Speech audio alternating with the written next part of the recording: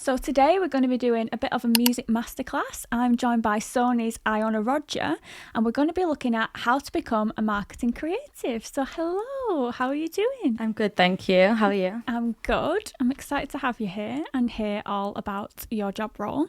So for anybody that doesn't know what it is, do you want to tell us a little bit about it? Yeah, so I've just started at Sony in January. I'm one of the interns. Right. So Sony take on interns in all different areas of the business. Yeah. And I'm specifically at Music for Nations, and I Right. do creative marketing there. Oh my God, Music for Nations is like my dream sector of Sony. One I love iconic that. bit. So tell us your story. How did you get into this?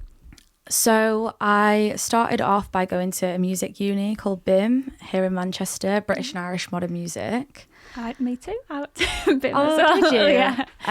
I did a professional musicianship course there. Right.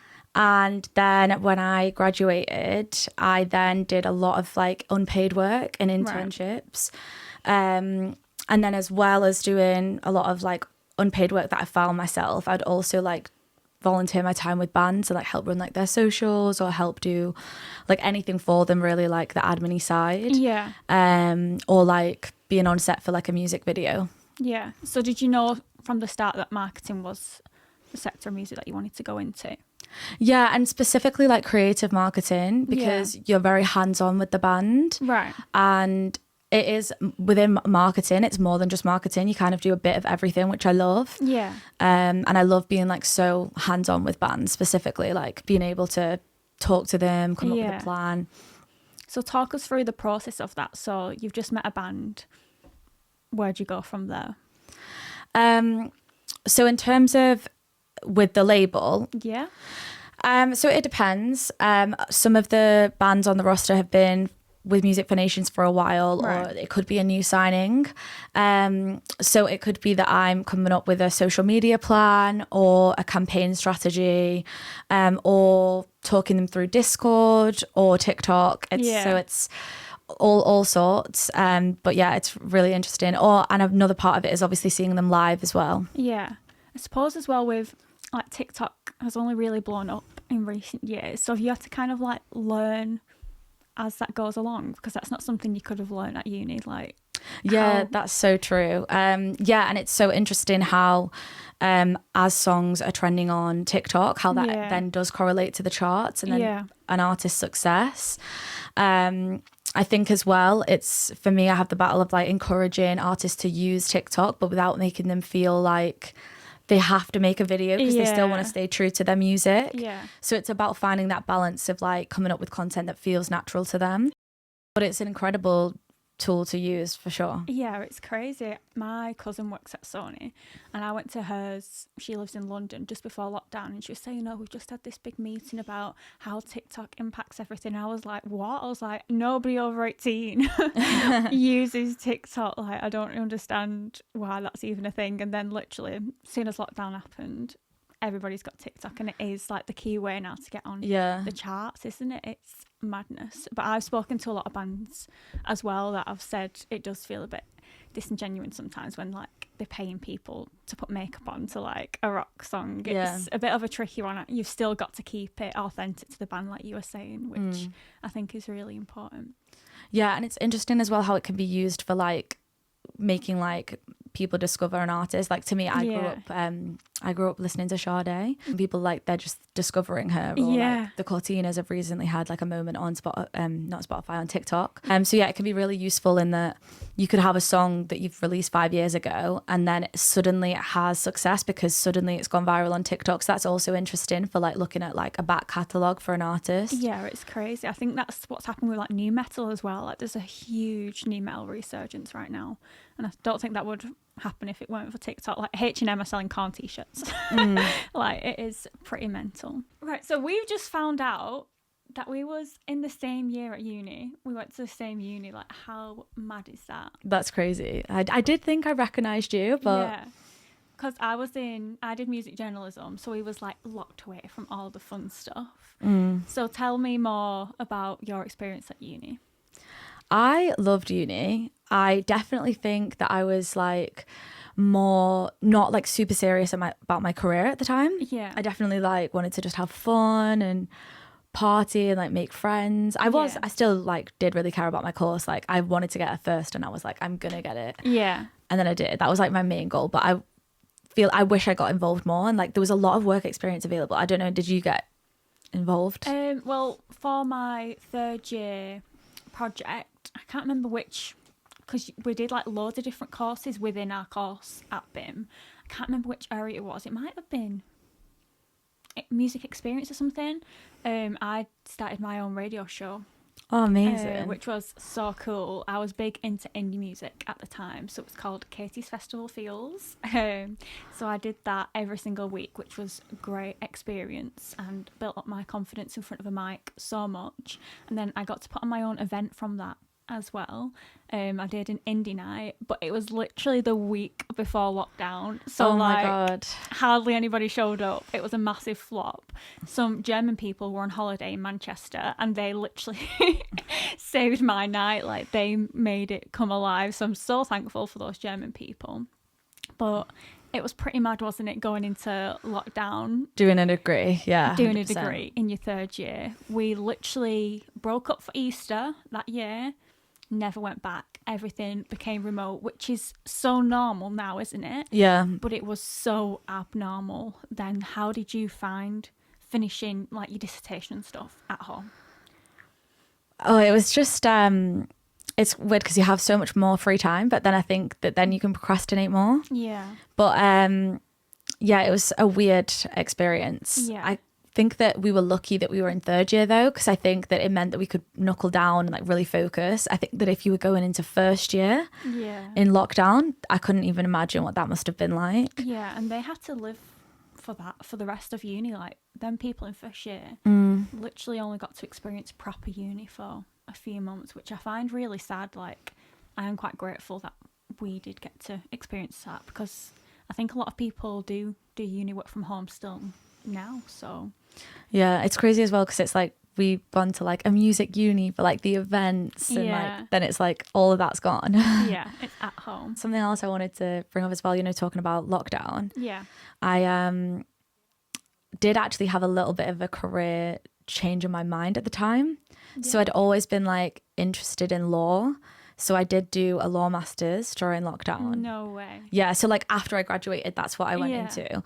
So it's kind of crazy that I ended up from that. And then like I did enjoy it. Yeah. But then I realized I needed to be doing something creative. And my plan was always like I wanted to become like a music lawyer, or like I still wanted to always stay within music. But like as I was doing it, it just made me think like, just because you might think, oh, this will earn me more money, say, it's always better to follow your passion. Yeah. And like your happiness is like just as important. Yeah, and that'd be something you'd regret later on. Like, it's important to just go for it. And then at least if it doesn't go well, it can't be a regret. Like, you tried. Yeah, 100%. Music law was actually part of my music journalism course. Oh, really? We did a whole section on that, and I really enjoyed that. Yeah, it's so interesting. Like, yeah, it is really interesting. Yeah, I still like have loads of like the books on like contract law, and sometimes I'm like, oh. I've literally just sent my music journalism books to the charity shop last week. How sad is that? Oh, my little built up books from uni. Oh, well, someone will be like thankful for that, because sometimes the books like you have to get, they can be really expensive. So they were really expensive. So if you do music journalism, get to West Orton Sue Ride and get yourself some cheap books. So talk us through your uni experience. Do you think that has helped you with your career? Would you suggest anybody else going to uni to do what you do? Or do you think it was kind of irrelevant? This is me projecting my own. I personally think that getting experience is more important than a degree for what you want to do.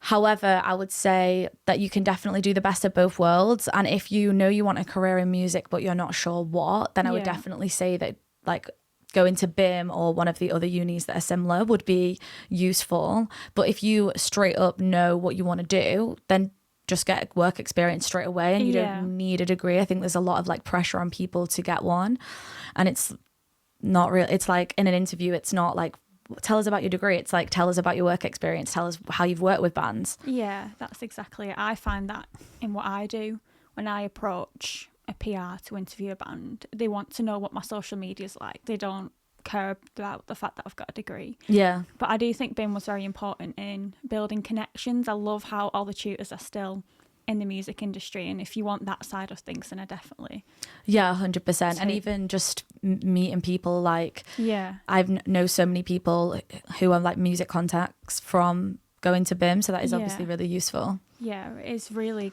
a good way again to get your connections early and build that experience. I started by interviewing bands at BIM that didn't have a following either, so you're helping each other at that stage, aren't you, because you both want that experience. Did you discover like your music taste at uni, or was that quite cemented within you before you went to uni? Like, tell me about your music taste. So I'd say it's like massively inspired by my parents. They like went to like the Hacienda growing up, like from Manchester, and they like listened to all the Manchester bands.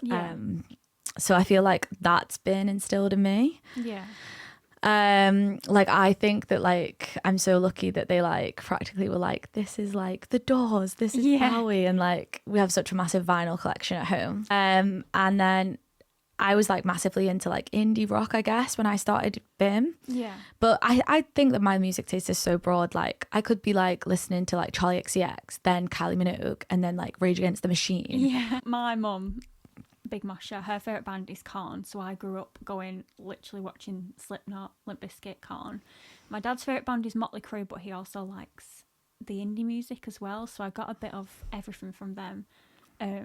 But Kerrang brought me all my favourite bands, and I love the fact that like I discovered like Bring Me the Horizon and stuff as a teenager, and now my mum loves them, so it's like flipped. I love that. The other way around. Like my mum came with me to watch Ice Nine Kills the other week. Now they're her favourite band, best gig she's ever been to in her whole life. So it is quite nice having that switch around, like when your parents have showed you stuff. Do you ever go back and show your parents any bands and they're like, oh my god? Yeah, I do. Like I'm always like showing my mum. She like, I feel like she gets a bit confused sometimes of like who's who, but like she's getting much better. But yeah, my parents had like such good music taste. And like there's bands that like I love that I know that they'll love from like knowing their taste. Like I was showing my mum Fontaine's DC that I'm obsessed with. And then like the lead singer Brian Chatton, his solo stuff is really, really good as well. I think I'm in a bit of like an loving Irish like bands at the minute. Like I went to the Wolf Tones. Oh, I did see that advertised. It's like their last gig. Because the Scratch were supporting, and that's like the reason the label was there, so that was really cool that we got to go to that. And the Undertones as well. Were they really good then? So we were in like, we watched the Scratch, but we ended up having like a little bit of a disaster getting in, and then once we got in, we watched the Scratch, but then we went to the VIP section and we're watching like from the screen in there.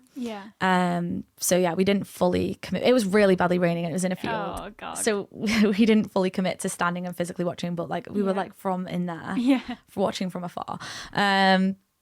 But because wasn't that the same, like wasn't Skepta playing the next day? Was that the same park? Because I was like, that is wild that the Undertones were playing on Friday and Skepta had a festival on the Saturday. Probably because that's often the case, isn't it? Because then it's all set up and it's ready. I was like, what two different crowds there, isn't it? It's just crazy.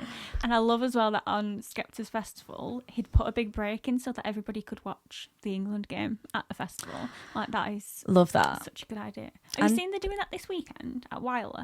No, I did not know that. So for Sunday, because the game's at 8, Doja Cat, the headliner, is finishing at 7 p.m. so that everybody can go home and watch the football at 8 p.m. And like all the girly pops are fuming. But I think that's quite a good, I'd quite like to be home by Yeah, I love that. by I think 8 that, p.m. you know, it's a special moment. I think like even if like you don't love football, I feel like watching the Euros, it's just there's something special about it. Yeah, you have to watch it. I think people are more fuming about the fact they've been able to do it because Digger D and Tyler have both dropped out. And they've just not refilled their slots. So I think people are a bit fuming that they're not getting value for money. But That's crazy that Georgia Cat's going to be on at like 5 p.m. I know, yeah, it's a bit early, like. Yeah. But yeah, I love a night where I can be like in bed by 10. That's Yeah, the new me me. too. Have you got any festivals as well? No, not this year. I didn't go to Glastonbury, and it's funny because I feel like everyone in the office was at Glastonbury. Oh. But yeah, no, I don't have any festivals this year. Like I've skipped out on them. There's like a lot that I've wanted to go to. Yeah. Like All Points East, or I went to Love Supreme actually. I feel like not many people know about that one. No, I don't know about that one. It's like a jazz festival. Right. Yeah, when I went to watch it was like Tom Misch, Liana La Havas, Ezra Collective. Yeah. A lot of like jazz bands Yeah. and like not even necessarily jazz, I guess. Erykah Badu played as well. Right. I'm trying to think what that genre is called. That's gonna bug me. But it's like yeah, like that kind of vibe, but it's a really chill festival. So Yeah. like I like going to like smaller ones like that sometimes. Yeah. But yeah, next year I think I'm gonna just like block out for festival season. Yeah. I am gutted. I had massive FOMO from Mad Cool this weekend in Barcelona because it was Bring Me the Horizon, Pearl Jam and The Killers, and they're like my 3 dream headliners. So I think the abroad ones are the way forward, if I'm honest. Yeah, it's nice when there's just like all sorts of genres, like because I'd say that my music taste is so like random, like I always think it's funny, like, you know, them people that come up to you and they're like, what are you listening to right now? Yeah. I always like think, is someone going to come up to me, especially in London? I'm like, and like I feel like it would be maybe something embarrassing, but yeah. Oh no, I feel the same because Leeds is my favourite because literally every genre's like you have a rock day, you have a pop day. So I do struggle, like rock music is my main love, but I did struggle at download because there's no DJs like tent you can go to after you watched a rock band. Like you're listening to Rage Against the Machine for 72 hours on repeat, like it's literally on repeat. But that's what I like about Leeds, like you can have a little break from everything, which is really cool. Yeah, I suppose that's better if you're in a group, like I think I'm lucky that I have like friends who have all different music types. Yeah. So like now, like I'm introduced to like new music all the time. Yeah. But yeah, like I hate when people are sort of like, what's your music taste? Because I'm like, everything. I don't want to say everything, but kind of everything. Yeah. So do you want to talk me through your daily life at work? Tell me what you do day to day. So one thing that is quite good about my role is there's no like 2 days the same. Yeah. Which I think is like nice to just be doing all different things. But there's the admin side of like raising POs, and like invoicing. Yeah. But then there's also like, say an anniversary campaign was coming up for a band, I could maybe like be presenting a plan to my managers. I did that the other day. That was really fun. At the minute, I'm like starting an influencer database. So I've been like reaching out to influencers and like finding influencers, which is fun because I've never done it before. And something that I have been doing is like reaching out to people in the industry, in the building, and just being like, have you done this before? Like, could I have some help? And like, I've already had like people give me such amazing advice, which is really nice. Like, it's good to just not be afraid to like ask someone for help. Because like, I think in the music industry, like people are just so like lovely usually and willing to help you if you ask. So yeah. And that's it, because it's an internship. You've got to just learn as much as you can within that year, haven't you? And I think you're doing the complete right thing there. Just got to ask as many questions as you can, build up those connections. Yeah, I'm just trying to go to like every sort of event and just like really get my hands stuck in everything. And like, it's crazy how like you can like volunteer for something and it can turn into something else. So recently, Chess Club Records through AWOL, I went to an Alfie Templeman event and was like doing some photography that I just volunteered to do for like this football event. And then I went to like a bowling fan event, and then like, it's just like nice to not always like, if you like through just volunteering, you can meet like some lovely people and get involved. So that was a really cool experience as well. So which work experience has been the most valuable to you in your career? Probably, I started working at a record label called Good Company Records. Right. And I saw the job advertised and it was for like London based, but it said like London and remote. Right. So I applied and told them that I lived in Manchester, but then they decided to give me the role, even though I lived in Manchester. They were like, you can just work completely remotely. Oh my God, that's so good. So I was like, oh, that's amazing. But then I wanted to make an impact there, and I didn't want to be completely remote because I was like, they won't know me. Yeah. So what I did is I would get a coach down to London, stay in a hostel. Oh my God. Then work.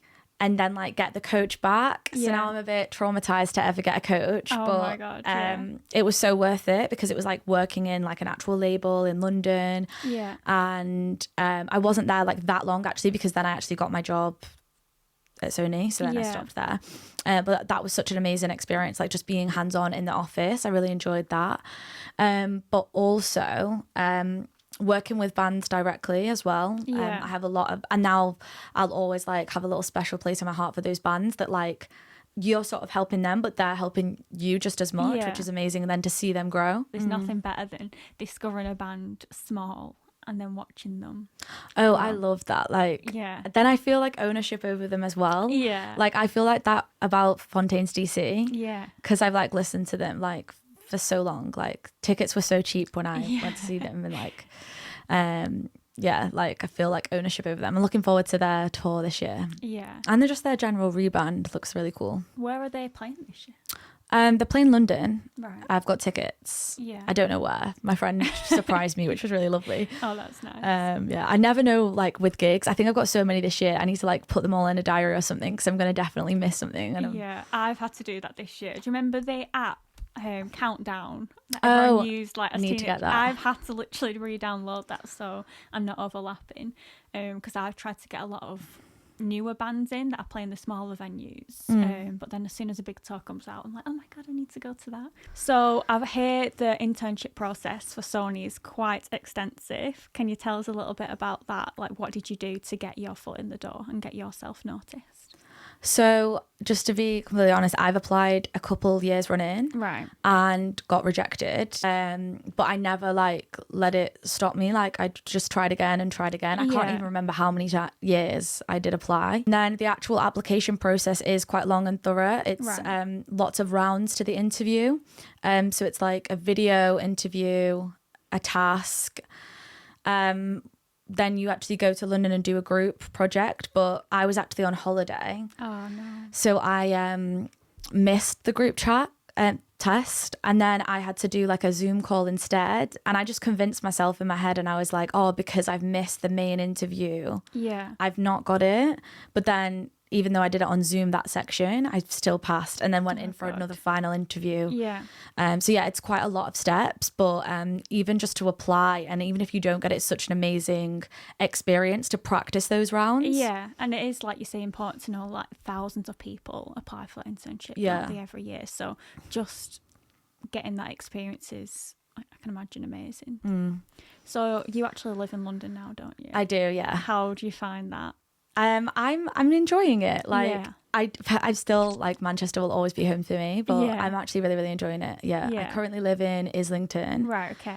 But I am looking to move maybe somewhere cheaper because it's expensive, London, but it's good. Yeah, you've got to live up to the city life as well, don't you? So I'd say everyone should do it like at least one time, like just try London. Just for a year or something. Yeah. So I've seen on your socials that you get a lot of little perks, you know, chilling in VIP, and you go into listening parties. Tell us about some of these perks. Yeah, so there is a lot of perks in the building, and because we're all interns, like there's like I think like around 25 of us, right? And we're all in different labels, so then we can find out a lot of that's going on in the building, which is nice, and it's just 30 instant like friends. So through that, like if someone has like an artist on their roster that has an album listening party, we can then quite often get invited, which is good. And we can get guest lists to a lot of different events.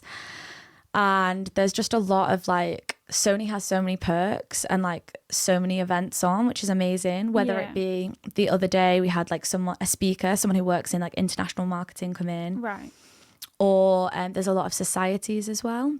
Oh, right. So there's a lot of events within the societies, and then we get like vinyls, merch sometimes. So yeah, it's very, very, I'm very lucky in that sense. What are the different societies? So there's SWIM, which is Sony Women in Music. Right. and there's WHO, which is Helping Unite Everybody. I believe that's what it stands for. It's so funny because when we started, I thought swim was a swim team. Yeah. I was like, oh, Sony swimming. And then I was like, no.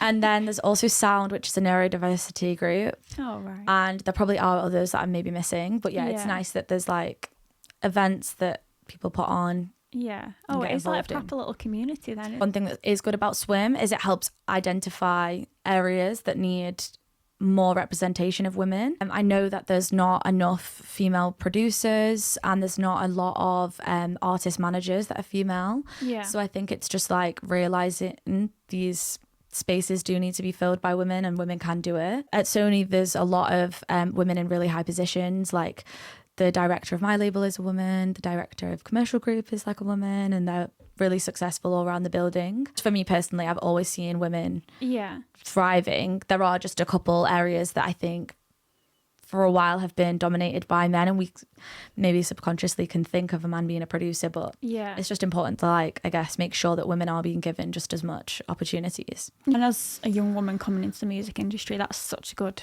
environment to be in, isn't it? Knowing that can be achievable for you. So if anybody is sat at home now and is like, oh my God, this is what I want to apply to be an intern at Sony next year, give them a checklist. What do they start doing right now?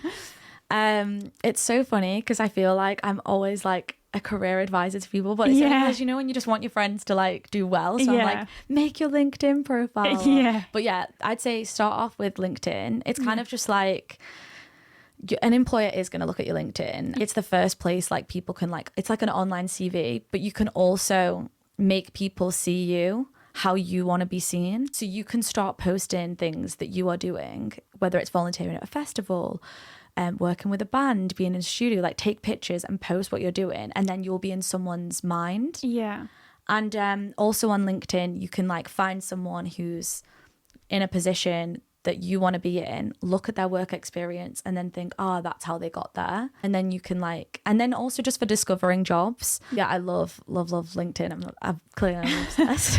But I think, you know, when people say they don't like LinkedIn, it's kind of like if you first get Twitter and there's nothing on your feed. You've got to like keep using it to hit that sweet spot. But I really like it. But so once you've got your LinkedIn sorted, and think about little things I could do like a whole talk on LinkedIn itself. But like your profile picture, like if it's you as a student, you'll be seen as a student. So maybe like a picture of you now and like a professional one. Even in your bio, if you've not got, say, experience yet in jobs, you can just write a really good bio about your passion. The next thing that I would say is, speaking of passion, a passion project. And there are so many things that you can do for a passion project, like a blog, a podcast, YouTube channel. You could do like your own little campaigns, like PowerPoint presentations on different bands ready. Just building a portfolio or whatever you want it to be. Like you can just create it yourself. And I think to bring something like that along to an interview shows like really like all your passion. So would you say it's important to have like a niche? Yeah, I think it's so important to find a niche. And a lot of people will say, I want to work in the music industry, but it's like, but where? So like anywhere. You've got to like find whatever it is you want to do, because then you can then tailor yourself to that. So for me, I wanted to work within like social media and marketing. So that's why I would help run band socials. I would be on set for like music videos and getting content for them. So it's like once you find that sweet spot, you can then really tailor in. And then, you know, then looking at like, what bands do you like? Have you looked at what labels? Where are they all signed to? And for me, sometimes I think that it's nice also to work with a band that maybe it's not your genre, because it's a lot, for me, I see it more as a challenge of like, okay, what do their fans want? How do other bands in the similar genres socials look like? So I do find that kind of a challenge as well, and I like doing that. Getting out your comfort zone a little bit and exploring other sectors, so that if the opportunities did come there, then you'd be ready for that as well. So there you go, everybody. You've got your checklist. If this is what you want to do, go get looking at work experience now. Get your passion project going. What did you have as your passion project?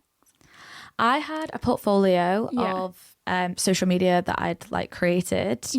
And I went on Canva and made the portfolio on there. Like you can literally you can get Canva free, but the premium it's worth the money. It's not expensive, I don't think. And then from Canva, I ordered like a book. I didn't know that you could do this on Canva. Yeah. And then the book was sent to me, and then I would bring the book to interviews. Oh my God, that is amazing. And then I'd also playlist unsigned artists on my just personal Spotify. I'd find unsigned and just like make playlists from that. Yeah. That's a good one if you want to get into A&R, I think. But yeah, they were my passion projects. That's so cool. When I did music journalism at BIM, and for our PR project, I absolutely adored that. I would have loved to have printed that off as a book. I did a Manchester Arndale campaign with all Manchester musicians. It was like H, Liam Gallagher, Take That, IMDb, just all amazing advertising for different shops. Obviously, hypothetical, guys, I'm not that. But I wish I could have done that. But stuff like that, isn't it? It doesn't have to be a real thing that you do, and it can just be an idea. So if you did want to do PR, create a campaign like that. Get it printed out. It's crazy like how much you can actually create your own experience. You don't necessarily, and also with that, all of the experience that I got at labels, I would send off a speculative application. That's hard to say. There wasn't a job advertised all the time. I would find like a job, like whatever it is you want to do. And if you're offering your time for free because you want experience, a lot of people and small record labels will be like really up for that. Like they need all the hands, and you know, if you can always find experience, and it is hard when you work full time, but I did it, so you can do it. Especially in the cities, isn't it? Like Manchester is becoming more of a hub for music again, like it used to be with everything at Media City. Like a lot of Radio 1 shows and stuff are at Media City now, which is really exciting. So go and get lucky. Yeah, I love that Manchester's like just the place like it always has been, but it's getting there, isn't it, again? Well, thank you so much for your time today. Is there anything else that you'd like to add for anybody watching? Just don't give up, like keep trying. Like it's a very like competitive industry. It's hard to get into, but if you just don't give up, like you'll get there. Yeah, it is important not to get disheartened and just keep going. Yeah, 100%. Thank you for having me today. No worries. Thank you.